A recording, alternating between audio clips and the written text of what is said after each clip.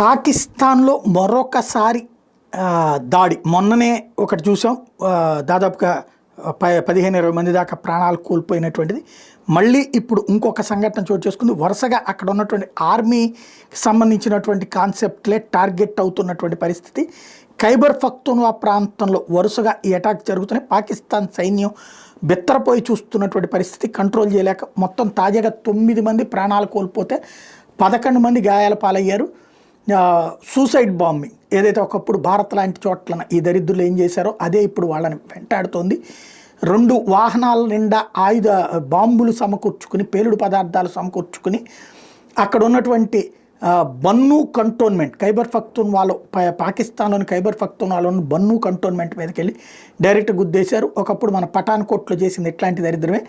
Hafeez Gul Bahadur group ఈ చర్యలకు పాల్పడింది. అక్కడ ఉన్నటువంటి మిలిటరీ